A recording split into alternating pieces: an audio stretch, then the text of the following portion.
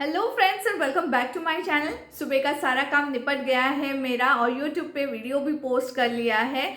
आज क्या करने वाले हैं ये भी देख लेंगे, बट उससे पहले मैं कहना चाहती हूँ कि जब भी आप शिफ्ट करें आप चीज़ों का ध्यान तो रखें ही, बट आपका सबसे पहले रखें, क्योंकि अगर आपका ध्यान आप नहीं रखेंगे तो कोई और दूसरा नहीं रखने वाला है। 3 बातों का ज़रूर ध्यान रखें।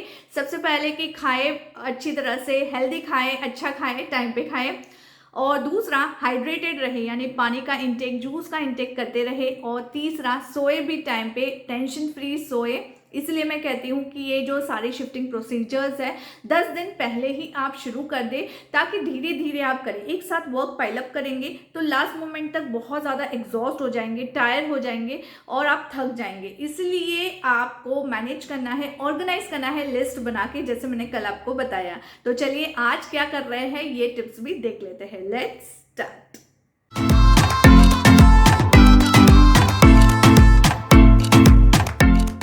जब घर का काम हो जाए फिर आप ये सारी चीज़ें करना शुरू करें। तो जैसे मैं यहाँ लाइट्स की बात करूँगी तो मैंने मंदिर में लगाई थी ये लाइट्स, तो मैंने मंदिर से उतार ली है और इसे मैं फोल्ड कर रही हूँ। इसे चेक भी कर लिया है चल रही है कि नहीं चल रही है। जो नहीं चल रही है उसे निकाल दे और जो चल रही है उसे अपने बॉक्स में रख दे। तो ये देखिए, ये एक लाइट है और दूसरा ये एक लाइट है। इसको मैं अपने बॉक्स में रखूँगी कि सारी लाइट्स मुझे एक ही जगह पर मिले और पैकर्स वाले आके उसे अच्छी तरह से पैक कर ले।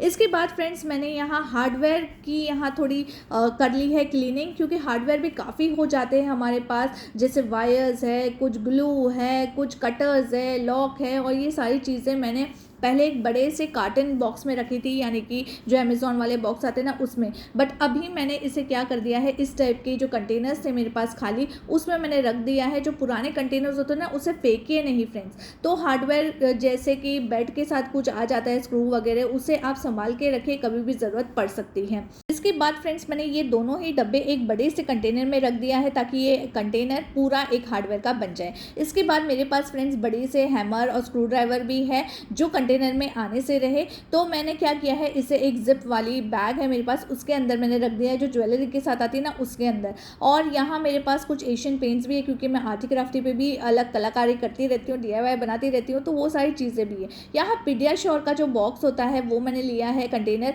और उसमें ये सारी चीज़ें रखी है, जैसे जो भी यूज़ आती है फर्नीचर बनाने में। तो ये सारी चीज़ें हमें लग ना जाए, क्योंकि बहुत ज़्यादा पॉइंटी होती है, या बैग में रख रहे हैं या किसी में भी रख रहे हैं तो हमें लग भी सकता है या बैग फट सकती है। इसलिए आप इस तरह से कंटेनर में उसका जो पॉइंटेड साइड है वो अंदर रखें और ऊपर के साइड हैंडल रखें। और इस तरह से ये दोनों मेरे रेडी हो चुके हैं फ्रेंड्स हार्डवेयर के, और जो नहीं चाहिए था वो मैंने निकाल दिया। जैसे मैंने पहले भी कहा था, अनवांटेड चीज़ें निकालते जाए, तो मैंने हार्डवेयर में से भी कुछ चीज़ें निकाल दी है, और ये वायर्स वगैरह पड़े थे इसे भी निकाल दिया है। देखिए, हम यहाँ से वहाँ दूसरे घर में लेके जाएंगे, वहाँ उसको मैनेज करना, उसके लिए अलग जगह बनाना बहुत ही हेक्टिक हो जाता है फ्रेंड्स। और कभी कभी कोई घर छोटा होता है या कभी स्टोरेज हमें कम पड़ जाती है। तो ये जो वायर्स है जो कभी यूज़ नहीं किए, मैंने बस उसे रख दिए। और ये हार्डवेयर में से पाइप है, जो पेंट सूख गया है वो, इसका पुराना डब्बा जिसमें मैंने स्क्रू वगैरह रखे थे, अभी मैंने नए डब्बे में कन्वर्ट कर लिया है इसको। तो मैं ये सारी चीज़ डिस्कार्ड कर रही हूँ।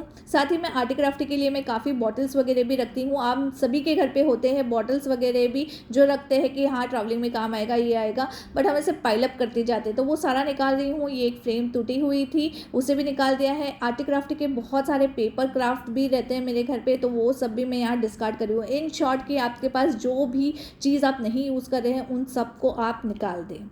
अब चलिए, वो साफ़ करने के बाद मैं आई हूँ यहाँ आरओ को साफ़ करने के लिए। कल किचन तो साफ़ किया था बट आरओ रह गया था, तो आज मैं आरओ को भी साफ़ कर लूँगी एकदम अच्छी तरह से। तो इस पर भी काफ़ी ऊपर धूल मिट्टी लग गई है, तो इसको कैसे साफ़ करें। तो सबसे पहले तो इसका जो प्लग है वो ज़रूर निकाल दें, और सूखा आप स्क्रबर ले लें और बस इसको एक बार वाइप कर ले। ये देखिए कितनी गंदगी निकली है, जबकि ये नीचे ही है और इसको मैं रेगुलरली साफ़ करती हूँ, फिर भी यहाँ बहुत ज़्यादा कंस्ट्रक्शन हो रहा है ना, तो बहुत ज़्यादा धूल मिट्टी उड़ती है।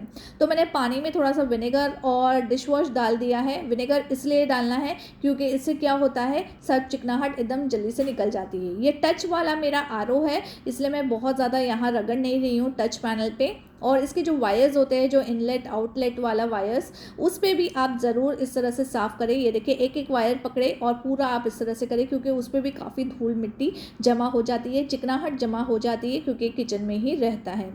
अब एक कपड़ा ले लें, सूखा कपड़ा, इस पर बिल्कुल भी पानी नहीं लगाना है हमें, क्योंकि ये मेरा टच वाला है ना, तो फिर ख़राब होने के चांसेस हो जाते हैं, इसलिए मैं इसमें पानी नहीं लगा रही हूँ। अब डायरेक्टली इसको क्लीन कर रही हूँ, एकदम अच्छी तरह से साफ़ हो चुका है। तो हफ्ते में एक बार एटलीस्ट ये करें, आरओ को एकदम क्लीन रखें, क्योंकि इससे ही हम पीने का पानी लेते हैं। तो इस तरह से मैंने इसे क्लीन कर लिया है। अब वायर को भी मैंने अच्छी तरह से पोंछ लिया है फ्रेंड्स। अब वायर पोंछा है, उसी तरह से हम इसका जो प्लग है ना वो भी पोंछेंगे। तो जब भी आप कोई भी इलेक्ट्रॉनिक चीज़ की सफाई करते हो, इसका प्लग ज़रूर निकालें, उसके बाद ही आप सफाई करें। इसमें मैं सूखा ब्रश इस तरह से घुमा रही हूँ, क्योंकि इसमें थोड़ा सा मुझे यहाँ गंदगी फंसी हुई मिली थी। बिल्कुल भी गीला कुछ यूज़ ना करें, और इससे एक बार सूखे कपड़े से भी पोंछ लें। अब इसे सूखने दें एटलीस्ट आधा एक घंटा, उसके बाद ही आप इसे प्लग में लगाएं, ताकि कोई इंसिडेंट ना हो। अब मैंने यहाँ एक जुगाड़ किया है, क्योंकि मेरा टच पैनल है तो ये ख़राब हो सकता है। तो मैंने क्या किया, मेरे बेटी का लैपटॉप का जो कीबोर्ड गार्ड था वो मैंने यहाँ लगा दिया है। वो यूज़ नहीं करती है, तो मैंने इस पे लगा दिया है, क्योंकि कभी कभी क्या होता है कि मैं अकेली रहती हूँ, पानी कम पड़ गया, आटा लगा रही हूँ, या कुछ हाथ गंदे हैं, पानी चाहिए, तो ये फिर सेफ रहेगा और बस इसको पोंछ सकते हैं। तो देखिए मैंने आरओ को अच्छी तरह से साफ़ कर लिया है। अच्छा, मेरा आरओ इस तरह से है कि मैं इसका जो पानी का टैंक है वो निकाल नहीं सकती, अदरवाइज़ आप इसको निकाल के भी साफ़ कर सकते हैं। मेरा पहले वाला आरओ ऐसे था, जिसका टैंक मैं निकाल के आराम से उसे, जैसे बर्तन धोते ना उस तरह से मैं इसको धो के फिर से अटैच कर देती थी। ये इस तरह से नहीं होता, तो मैं क्या करती हूँ, पूरा पानी निकाल लेती हूँ इसमें से और फिर से फ्रेश पानी भरती हूँ। तो यहाँ देखिए मैंने इसे चालू कर लिया है 1 घंटे बाद, और इसका जो आउटलेट है वो नीचे से है। तो जैसे ये बटन दबाया तो सिर्फ 1 गिलास आएगा, दूसरा बटन है उसमें एक बोतल का पानी आएगा, यानी 1 लीटर, और तीसरा बटन है वो फ्लो के लिए है, कंटिन्यूस फ्लो के लिए है। तो इस तरह के 3 बटन्स इसमें है। तो चलिए साफ़ सफाई हो गई, अब खुद को भी हाइड्रेट रखना है, यानी पानी पी लेती हूँ मैं। थोड़ा आराम करने के बाद और यूट्यूब का काम करने के बाद मैं अब आ गई हूँ ये तोरण वगैरह साफ़ करने के लिए। तो तोरण निकाल लिया है, ये मेरा मेन डोर पे लगा है, और मेन डोर पे आधे दिन तक धूप आती है। तो देखिए कितना फेड हो चुका है, पहले एकदम बहुत ही ब्राइट था। साथ ही में ये ड्रीम कैचर वगैरह भी मैंने निकाल लिए है, जो भी सब लटकाया है घर में वो सब मैंने निकाल लिया है, ताकि मैं इसे वॉश करके अच्छी तरह से क्लीन करके फिर मैं इसे लेके जाऊँ। तो ये देखिए, ये अरुणाचल प्रदेश से मैं लाई थी, ये देखिए। तो चलिए इसको वॉश कैसे करना है, सिंपल वॉश नहीं करना है फ्रेंड्स, इसका भी एक अलग तरीका है, ताकि ये सारी डेलिकेट चीज़ें होती है फ्रेंड्स वो ख़राब ना हो। पानी में आप डाल दें शैम्पू, जो भी शैम्पू आप यूज़ करते हैं ना, थोड़ा सा आप शैम्पू डाल दें 2 चम्मच के करीब, और एक बार इसको इस तरह से मिला लें। और अब मैं सबसे पहले इसमें ड्रीम कैचर को वॉश करूँगी, क्योंकि इसमें कलर निकलने की संभावना कम है। और ये देखिए यहाँ जो इसका ऊन लगा है ना, जब पानी में जाते ही ये कितना चमकने लग गया है। और सच बताती हूँ, शैम्पू में अगर आप साड़ी और आपकी जो डेलिकेट चीज़ें उसको वॉश करते हो ना, उसमें एक अलग से शाइन आ जाती है। आप ज़रूर ट्राई करिएगा, मैंने दिवाली की सफाई में भी आपको बताया था, अगर आपको याद होगा। तो यहाँ अब ड्रीम कैचर के बाद मैं ये जो बेल है इसको भी इसी तरह से साफ़ कर लेती हूँ। ये देखिए इसकी जो रस्सी यहाँ लटक रही है ना, उस पर धूल मिट्टी जमी थी। और ये तो तोरण है, ये अभी आप देख लीजिए, और सूखने के बाद मैं आपको दिखाऊंगी कैसा हो जाएगा। तो इसको थोड़ा सा रगड़ूंगी मैं, क्योंकि ये एकदम मेन डोर पे था, बहुत ज़्यादा धूल मिट्टी इस पर लग गई है। और पानी का कलर तो आप देख के समझ ही गए होंगे कितना गंदा है। चलिए अब इसे 2-3 बार अच्छे पानी से धो देती हूँ, और बाद में आपसे मिलती हूँ। थोड़ा थोड़ा आप रगड़ते जाएँ, इसमें ब्रश वगैरह कुछ भी नहीं डालना है, क्योंकि बहुत ज़्यादा डेलिकेट है। तो देखिए मैंने इसे वॉश कर लिया है, इससे ज़्यादा निचोड़ना नहीं है, बस इस तरह से आप हल्के हल्के से करें, क्योंकि काफ़ी ज़्यादा डेलिकेट होते हैं।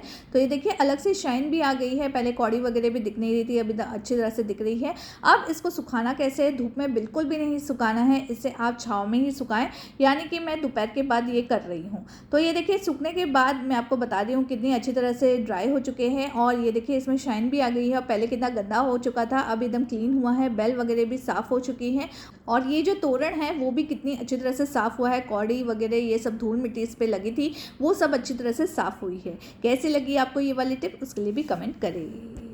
तो फ्रेंड्स कैसी लगी आपको आज की अमेजिंग टिप। ऐसे नहीं कि शिफ्टिंग के टाइम पे ही आप इसकी सफाई कर सकते हैं, वैसे अगर आप ऐसे भी करना चाहते हैं तो ये सारी टिप्स को आप फॉलो कर सकते हैं, बट शिफ्टिंग कर रहे हैं तभी आप चीज़ों को साफ करके लेके जाएंगे तो आपका काम आसान हो जाएगा। आपको पसंद आ रही कि नहीं ये टिप, या मैं कुछ मिस कर रही हूँ, तो आप मुझे लिख के भेज सकते हैं। तब तक के लिए फ्रेंड्स लाइक भी कीजिए, शेयर भी कीजिए और सब्सक्राइब कीजिए मेरे चैनल को। Till then take care, bye bye.